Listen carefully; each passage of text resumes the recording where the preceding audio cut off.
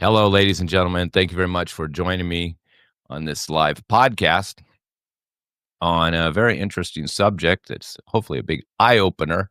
The truth about the paleo and keto diet and why they aren't healthy choices. So, we're really talking about these high fat, low carb diets where they have very few carbohydrates, like as low as 20 grams of carbohydrates, which would mean basically just a sour apple a day.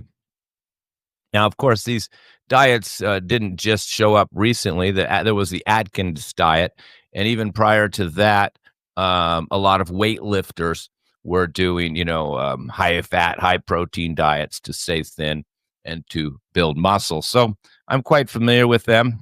And of course, fad diets have been around for a long time, and they usually have a certain shelf life of about 5 years or so. And the people promoting them make money from all the extra supplements that you have to take because most of these diets are kind of extreme and there's nutritional deficiencies. So the people promoting them will then make their money off of the books, of course, like the Atkins, and selling the vitamins and the supplements. But I just like to say there's no shortcut here in life. I mean, it's like trying to take a pill for your weight loss, which everybody's doing now. And they're going to find out that taking that medication is eventually going to result in not just fat loss, but tissue loss, bone loss, um, muscle loss, and probably even damage to organs in the body. And then, this weight loss pill that's very popular right now will probably, be pulled off the market within 10 years after we start seeing the side effects in about 5 years. And then the court cases. So this is the same thinking, thinking you're going to take a shortcut to improving your health by doing something, that's just going to help you just drop the fat and improve your shape. Now, of course, when you do these high fat, low carb diets, it does pretty much stop the blood sugar and you do have a weight loss. But of course, when you don't have any carbohydrates at all and our body's running on the glucose, you have a kind of a loss of glucose tolerance, they call it, in the pancreas, just because it's not working and the body's running off of this glucose and you're not consuming it. So it's converting from fat. And so your pancreas has like a type of atrophy where it's just breaking down and not working because you're not using it. So, that's one of the side effects. But I want to talk about more what I've seen, because like I said in this podcast, this is not about research and theories, and that's what a lot of these diets are based on. Like, you remember the old raw diet was based on the theory that cooked food has less vitamins, so that creates this opposite conclusion that's not based on reality but based on this research that was in a lab that cooked food loses its nutritional contents. So somehow that translated into eat everything raw, have all your vegetables raw. And that was the foundation of the raw food diet. And then people like the keto become kind of, diet. Becomes like a diet dogma, a cult of followers, that are following this diet. And they're all supporting each other. And, they don't even want to hear anything that's not supportive of their diet. And that's the way the raw food craze went for a long time, of course, until the side effects started catching up to them. On the raw diet, we saw a lot of women their menstrual cycle stopped, their hair fell out, their fingernails became very weak, and they became very depleted. And of course, they had a lot of different nutritional deficiencies. And of course, eventually they learned, or they're still learning, that even though you lose some nutrients, particularly water-soluble vitamins and some vitamin C in cooked vegetables, you can still digest them much easier when they're cooked, and you still will get more nutrients in most cases from cooked vegetables. You just have to eat a greater quantity. But the real problem with the raw vegetable diet, is you can't digest a lot of raw vegetables, the majority of people, so it doesn't work, which is why, humankind started cooking the vegetables. We were able to eat more, digest more, and it, of course, that's what we've always been doing, with a few exceptions of some vegetables. So the raw food diet was one fad and one extreme, and now we have the opposite extreme. First we were vegetarian, which can be a healthy diet if you know how to do it right. Most people never did the vegetarian diet right either. They just left out all the meat. They should have never, but they had to replace it, and they didn't often replace it with the proper protein, legumes, which is what most of the world is getting their protein on. According to the World Health Organization, 70% of the world population gets their protein from legumes, beans. Just look at South America, black beans, pinto beans. Look at Asia. You've got mung dals, lentils, and Far East, you've got tofu. So 70% of the world does get their protein from legumes, and that's one reason it's proven to be less cancer-causing and have more benefits. But unfortunately, people who did the vegetarian diet didn't eat legumes. They just had the vegetables and the fruit and too much grains, and that left them often weak and low protein, and they had muscle atrophy from the low protein diet. So that was the vegetarian diet kind of gone bad. And then they made it more extreme with the vegan by taking out the dairy, which was a big mistake because all the vegetarians in the world, particularly in southern India, where there's 300 million vegetarians in India, the largest population of vegetarians, they all have dairy. In fact, they have ghee, they have milk, and they have paneers and different types of cheeses, and they have yogurt, and they have those with every meal, so it becomes a secondary protein source. And of course, Indians also have beans, so they have their beans, their legumes, plus the dairy, so they get plenty of protein. This is a very healthy diet. But the vegan people, they left out the dairy and didn't do the beans, so that was a big flaw. Created a lot of health problems. I got a lot of clients from that one. But now we're talking about the other extreme now. Instead of the the low protein diet with no animal protein, now it's the high protein, high fat, all animal protein diet and a bunch of nuts. These keto, Atkins, and paleo diet. And what I've seen, like I said, this podcast is not about research. I'm not going to just go citing research over and over. I've been in practice for a long time, and I've treated thousands of people, and they come to me with these fad diets. So I have firsthand knowledge of what happens after you do them for a while. And that's the insight we're going to share here with you today. What I see, of course, on this, even in the past, even 10 years ago, I would see people coming on these high protein, high fat diets, mostly weightlifters and, people in the gym. We used to affectionately call them meatheads. They're just eating a lot of protein powders, eggs, and steaks. So that was before the keto diet, but these things generate out of gyms where they're trying to build muscle and have a six pack, not trying to be healthy.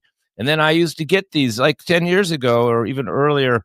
I was getting people, young men mostly, in their 30s and early 40s with early stage kidney failure, and that was from the high protein diet, which of course creates the uric acid.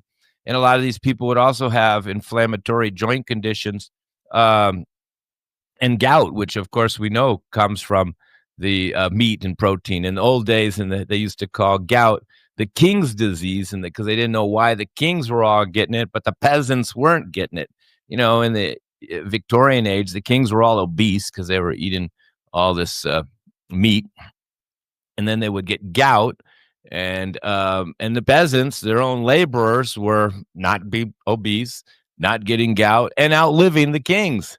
And that's because the peasants were having beans. They couldn't afford the meat, and they had physical labor, laboring in the fields. So it turned out to be more healthy to be a peasant and eat your beans and not snack all day and be working in the field in the sun than being a king eating meat and protein all day, which that's why they got the gout.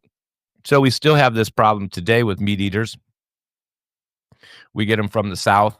They're not even on a paleo keto diet, and they'll still get this kidney failure just from having bacon, hamburgers, and steak.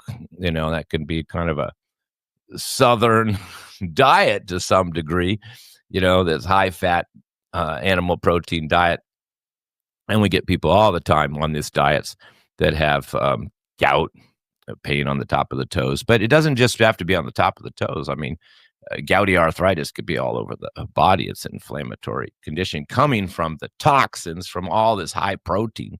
But that's just the first thing that I started seeing. And of course, I'm one of the few people treating kidney failure.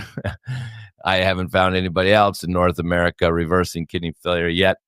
But because it's all herbal, most of these treatments have to be herbal. And if you don't have the herbs, you're not, sophisticated enough to understand these herbs and use these herbs, you can't treat these conditions. But of course, the first thing you do with a kidney failure diet is drop the protein, even do a low protein diet. So this is a big shock to your weightlifter and muscle builder back then they were doing protein shakes, protein powders, eggs, and meat. And so I would tell them low protein, you're on the beans. And, but at that point, they have no choice because they don't want to do dialysis. So they would do it. And same with gout. Once you have gout, you have to stop all animal protein with a few exceptions. Okay, a little ghee, a little yogurt here and there isn't going to hurt you, but it's the bacon, the hamburgers, the steak.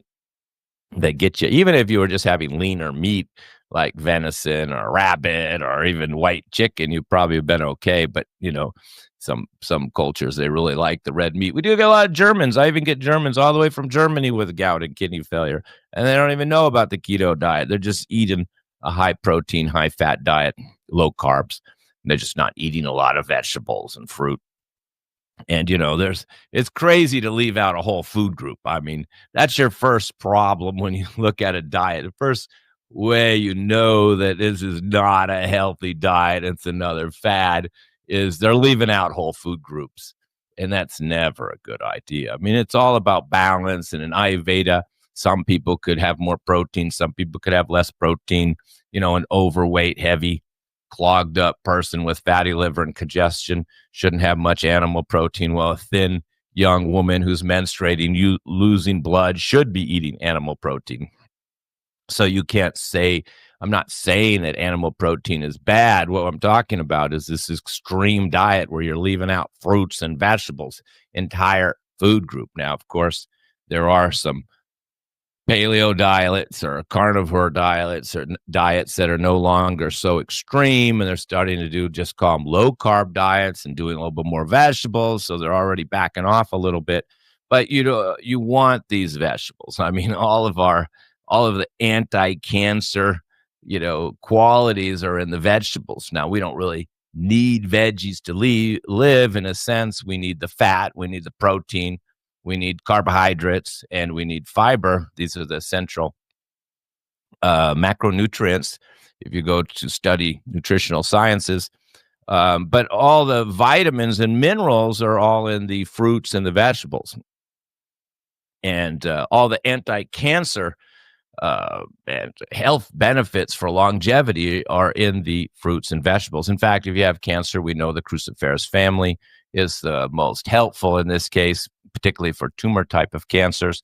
Liver cancers and other cancers are different. Every cancer is different. You can't say there's just one diet or one even herb or anything for cancer, because they're all very different and in different stages. And then the fruits, for the best fruits are the dark blue and red and, fruits. These are the ones with antioxidants, all the vitamin C, this ascorbic acid, and all these great nutrients that are going to be somewhat anti-cancer and immune boosting. And so when you're doing one of these extreme diets, this high fat, low carb diets, you're just like leaving out entire food groups. Never a good idea. It's all about balance. And there is no one diet for everybody. So it doesn't matter what diet you look at online. It's all a fad, a fraud, because nobody can tell you what to eat unless they know you, diagnose you. And of course, there's many factors. I mean, even if you had zero health conditions, to know what a person should be eating, I still have to know, their weight, their size, even their body temperature. I need to know if they get heartburn easy from hot, spicy food. And then we need to tone that down. Well, Some people that overweight, heavy people with low appetite do good with hot, spicy food. Some vegetables, like tomatoes, can be inflammatory and restrict your blood flow. They may have to be reduced if there's a cardiovascular issue. So there's many factors to determine a diet properly, a true therapeutic diet. But we're not going to go into that now. I've spoken on that many times. It's the ancient system of Ayurveda. It's been around for thousands of years. You can go, try to look up online to determine your own diet based on Ayurveda. Ayurveda doctors are the masters of the diet because they give everybody a different diet. Even different stages in your life, you may need a different diet. If you're young, you obviously need more protein than if you're older. And, if you're pregnant or trying to have a child, you may need more protein, and you may need, depend on your exercise that you're doing, many, many factors, and your constitution, your body type, as per Ayurveda. We basically know what diet to feed a person based on their constitution or dosha or body type. And that's what Ayurveda goes. We're not going to change it too radically from what's most suitable for you, because Ayurveda matches it to your body. Like some people can digest a lot of raw vegetables, and other digestive systems can't. And we can tell this just from your body type, which types are going to be suitable for which vegetables, which fruits, and how much meat and how much animal protein, all based on Ayurveda. It's a very sophisticated system, and it's very effective. That's why it's been around for thousands of years. That's why I'm able to improve everybody's digestive issues without any research or digestive enzymes, just by adjusting the diet to what that person is capable of digesting, because I'm diagnosing their capacity. I digress. Back to all the negative side effects of this high-fat, low-carb diet. The other main issues that we get from this high-fat, low-carb diet, of course, is fatty liver and gallbladder congestion. A lot of cases, and these are cases that I'm getting.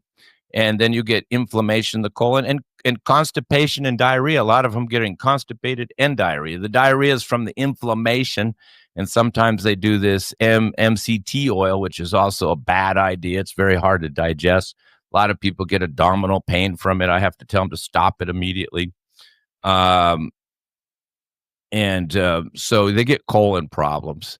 A lot of them have to take extra vitamins like magnesium and calcium. And of course, when you don't have any grains, you don't get a lot of B vitamins. So you're going to have to take B vitamin supplements. And when you do these high fat, low protein, or high protein, high fat, low carb diet, you end up with no grains. Basically, you've eliminated grains. You've eliminated vegetables for the most part, and you've pretty much eliminated fruit. So 3 whole food categories you've eliminated. It's pretty shocking. I think if Martians came to the planet, they would be shocked on how crazy we eat, and would be shocked at this diet. It's really a foolish diet, because anybody who's been in practice knows that, you don't want to have too much animal protein. There's no fiber in it. It congests the colon, leads to colon cancer. It blocks the gallbladder, and then you got gallbladder attacks. It burdens the liver, creates too much waste product like uric acid, leading to inflammatory conditions. And of course, it can lead to cardiovascular problems and strokes. Now, if you're exercising in the gym all the time, which a lot of these people doing these high-fat, low-carb diets they probably won't have the cardiovascular problems because they're exercising all the time. But not everybody following these diets is working out 2 or 3 hours a day. So, I've just seen it from experience. This isn't based on research. This is like years of people coming to me on these diets, and I have to pretty much stop them. And sometimes they don't want to stop, and then they come back in a couple of years and they're willing to do the treatment because the gout pain got so much worse, or their kidney got so much worse, or now they've got a tumor in the colon, which I warned them about 2 or 3 years earlier.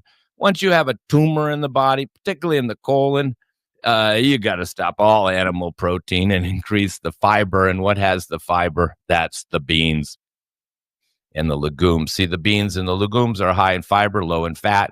They keep the colon clean. Now, of course, if you're trying to keep your blood sugar down, you have to add extra fat. You don't want to do a low fat diet, which was another fad. You can see how we're moving amongst fads over the years, because in the 50s, it was the low fat diet, which was also disastrous.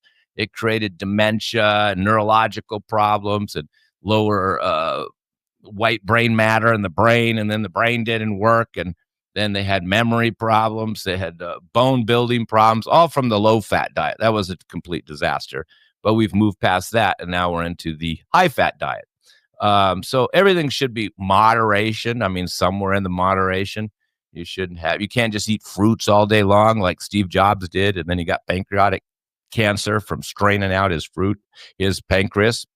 He did fruits and carrot juice until he died and killed himself from pancreatic cancer from straining his pancreas. So you don't want to go that extreme easier. That was the fruitarian diet, which didn't last too long because people didn't last too long on it. But everything's in moderation. You can't be eating fruit all day long. You shouldn't have too much fruit. You just have a few little apples and pears and blueberries at night, a little bit of fruit between the meals. The main mistake people make with fruit is mixing it with their food, like these smoothies. I did a whole podcast on the harm of doing smoothies. So please look that up if you believe in smoothies and protein powder. But if you study nutrition, which I did, and definitely if you look at the World Health Organization about his website about nutritional deficiencies, almost nobody in the world has protein deficiency except some people in the middle of Africa. So as long as they've got some beans there, they're not going to be too low protein. Or if they're having chicken once a day, they're not going to have low protein. So nobody in North America has low protein. You're not going to have a protein deficiency. Here in America, we go more the direction of the king, and we have too much protein. So because people are doing like, steak and potatoes and bacon and hamburgers, and then having protein shakes on top of that. And they wonder why, they have some of these conditions, particularly inflammatory conditions and colon conditions, and even growths on their body. Once you have growths on the body, lumps, fibroids, polyps, cysts, all of the tumors, any of these in this category, it doesn't have to be a malignant tumor. But once you have growths on your body, even like I said, fibroids, polyps, cysts, then you want to cut back on the protein. I'm treating people for these conditions, and the first thing we do is cut the protein down to stop these things from growing all over the place.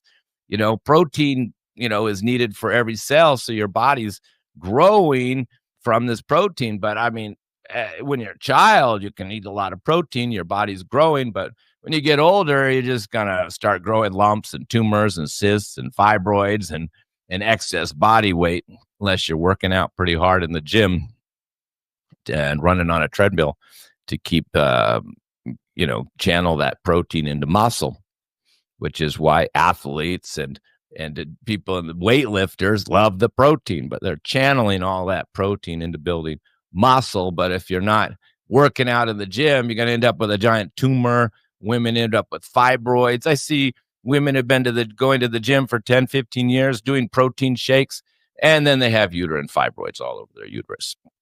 And then I get people that come to me with polyps, and they're also doing a lot of meat, which of course being low in fiber, you get these polyps in the colon. You get two reasons. One, you're having too much protein, and two, you're having too low fiber to keep the colon clean. So again, back to balance.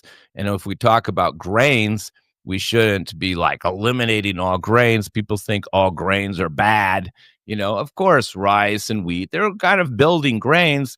The Romans used to say rice is for merchants, wheat is for soldiers. So if you're a soldier and you're a weightlifter or a policeman or an army man and you're a physical guy, you're probably going to be more attracted to wheat than rice, even though rice is easier to digest. But they're both kind of like, weight gaining grains. So people panicked and stopped all grains, but that's a big mistake. But because there's many grains that you can lose weight on, like millet, buckwheat, amaranth, and now people are doing quinoa. So I give people quinoa and beans and they're losing weight, no problem. So it's not all grains are bad. It's like what grains for you.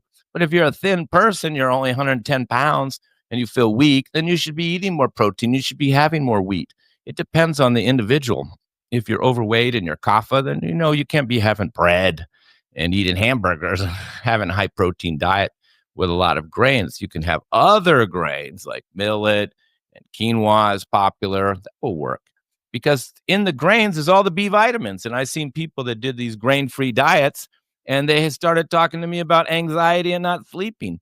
And then they went to the doctor and find out all their B vitamins are super low. And that's the B vitamins is what's supporting your nervous system. So you need to find the right grains for you, the right fruit for you, the right vegetables for you, and the right balance. And that's what Ayurveda does. They diagnose your body type. Ayurveda doctor does your body type, which you can tell. I can tell in the first 5 minutes of just seeing you. And then we know what fruits are good for you, what vegetables are good for you, what grains are good for you. So it's not a matter of eliminating categories. It's eating the right ones that match your, constitution and to some degree your nutritional needs. But I've heard of other problems with hypothyroidism coming also from this high-fat diet. And that's because the thyroid gland can easily be congested and just like your gallbladder. So I think that's one of the causes there. But anybody coming to me with almost any health condition, and following this diet, I have to get them off of it, particularly if they've got history of strokes, they've got a tumor cancer, colon issues, gout, kidney failure, gallbladder problems, fatty liver, or high cholesterol, then this diet, can be contributing to those conditions and has to be resolved. Now, just to be fair, there are times where I can do a kind of like no carb diet for a certain period of time and definitely want to reduce these carbs down when there's high blood sugar. If there's a very high blood sugar and the numbers are in the 200-300s, then we can just eliminate all the carbs and we can do this type of low carb, no fruit, only certain vegetables. It's not as extreme as the paleo and keto diet, but I do have a diet like that that's used in Ayurveda for very high blood sugar cases. But I'm giving them herbs for the blood sugar at the same time. So and they're stimulating the pancreas. So once we get the blood sugars back to better numbers, then we allow them to start having some grains back.